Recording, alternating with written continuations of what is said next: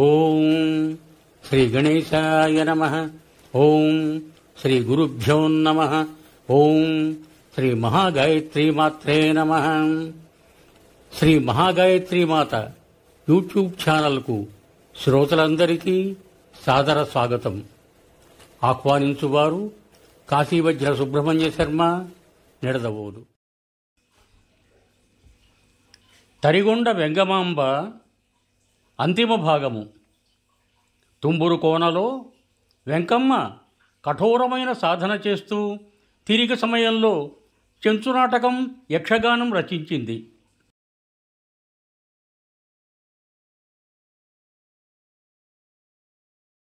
కొంతకాలం తరువాత కుష్ఠరోగ పీడితుడైన చంద్రశేఖరుడనే బ్రాహ్మణుడు తిరుమల చేరి అందరి నిరాదరణకు గురి అయి అడవిబాట పట్టి తుంబురుకోన చేరి దీనంగా అరుస్తుంటే అతని అరుపులు విని వెంకమ్మ మంచినీళ్లు, అడవి పండ్లు ఇచ్చి ఆదరించి ఆశీర్వదించింది.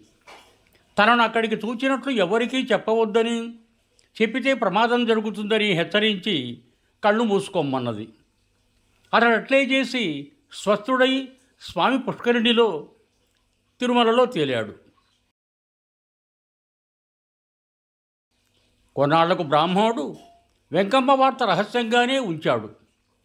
తనకు ఆరోగ్యం అబ్బిన సంబరంలో పరమశుడై ఒకనాడు రహస్యం బయలుచేసి తలపగిలి చచ్చినాడు. అతని బృందావనం స్వామి పుష్కరిణికి పడమట ఇప్పటికీ ఉంది.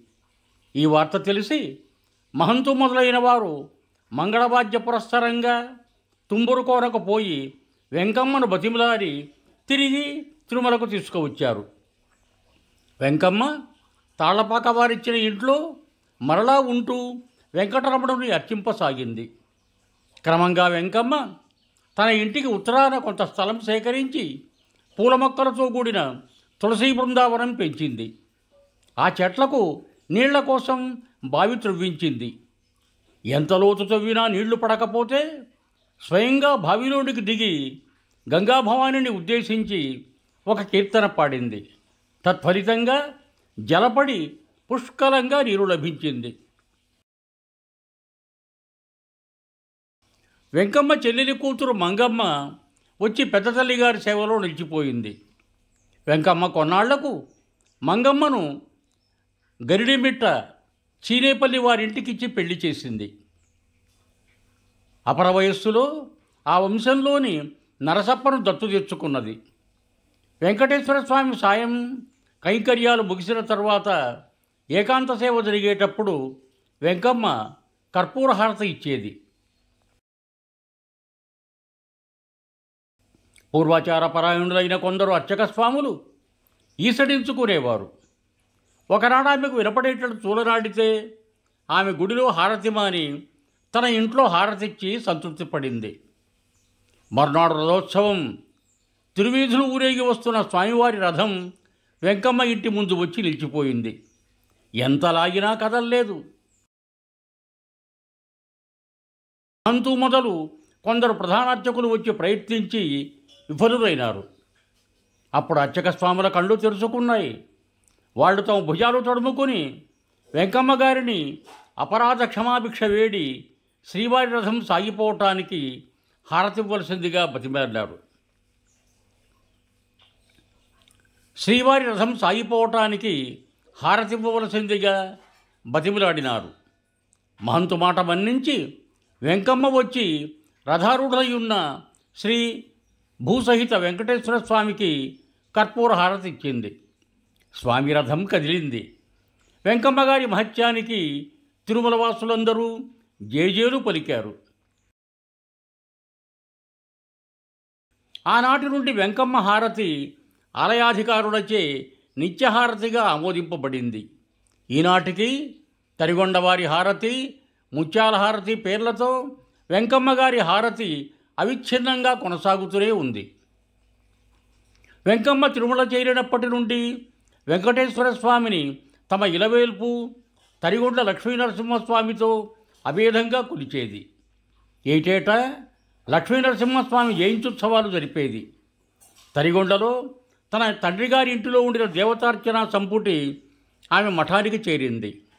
వైశాఖ శుద్ధ చవితి మొదలుకొని 10 దినాలు నృసింహ జయంతి ఉత్సవాలు, అన్నదానాలు, ధార్మిక కార్యక్రమాలు నిర్వహించేది.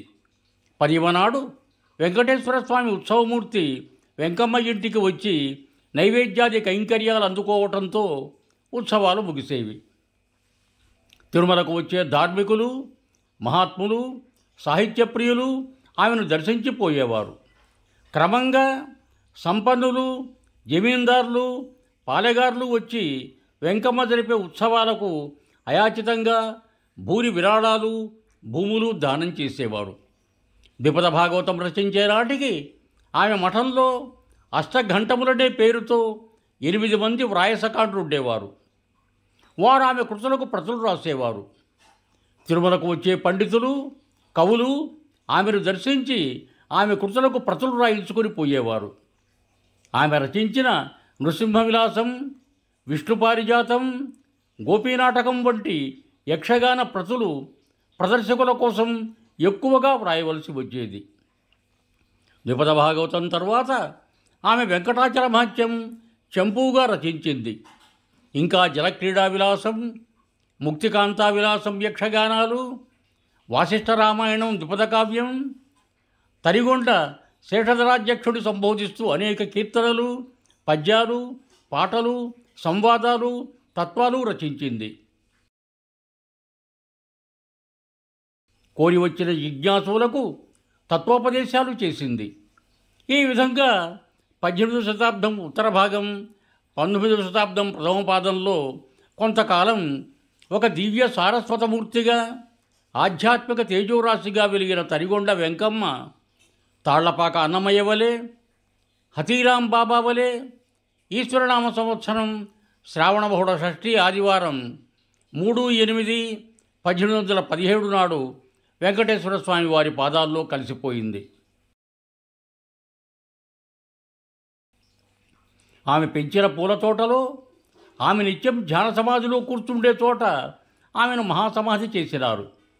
తర్వాత మంటపము, దాని మధ్యన తులసికోట కట్టించినారు.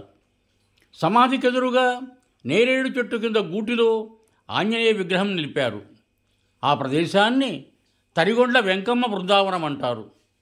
వెంకమ్మ సమాధి వద్ద నిత్య పూజతో పాటు శుక్రవారం విశేష పూజ జరుగుతుంది. వేదకాలంలో ఎట్లుండేదో కానీ భారతదేశంలో ప్రాచీన కాలం నుండి ఆధ్యాత్మిక శక్తి సంపన్నులైన మహిళలు కూడా కడగండ్ల పాలవుతూ వచ్చినారు. ఆంధ్ర యోగులందరి వలనే తరిగొండ వెంకమ్మ కూడా కష్టాలు, అవమానాలు తప్పలేదు. అయినా వెంకమ్మ తనను భక్తితో కొలిచేవారికి ఇప్పటికీ దర్శనాలు ప్రసాదిస్తూ అభీష్టాలు తీరుస్తున్నారు. 1915వ సంవత్సరంలో తుంబురు కోనలో తపస్సు చేస్తున్న సద్గురు శ్రీ మలయాళ స్వామి వారికి వెంకమ్మ దర్శనమిచ్చిందంటే ఆమె ఎంతటి మహిమోపితురాలో మనం ఊహించవచ్చు. తరిగొండ వెంకమ్మ కృతులు చాలా వరకు లభ్యములు, ముద్రితాలు. ఆమె రచించిన కీర్తనలు, ఆత్మబోధామృత తత్వములు, వేదాంత జ్ఞానబోధిని, సుజ్ఞాన రత్నావళి వంటి సంకలన గ్రంథాల్లో కలగాపులంగా కానవస్తున్నాయి. తరిగొండ ముద్ర ఉన్న ఆమె రచనలను సులభంగానే గుర్తించవచ్చును. వెంకమ్మ ఏ గురువుల వద్ద సాహిత్య విద్య నేర్వలేదు, ఇంట్లో స్వయంగా నేర్చుకున్నది. ఆమెకు సహజంగా కవితాకళ అబ్బింది. ఆమె రచించిన ప్రథమ కృతి తరిగొండ నృసింహ శతకం. అప్పటికి ఆమె వయస్సు 16 ఏళ్ల వితంతువు కాబోలు. బ్రహ్మానుభవం పొందడంతో పాటు ఇన్ని కృతులు రచించి ఆంధ్రయోగినుల్లో ప్రథమ గంజురాలైన తరిగొండ వెంకమ్మ ప్రాతస్మరణీయురాలు. సంపూర్ణం ఇవం భూయాత్. సర్వే జనా సుఖినో భవంతు. ధన్యవాదములు.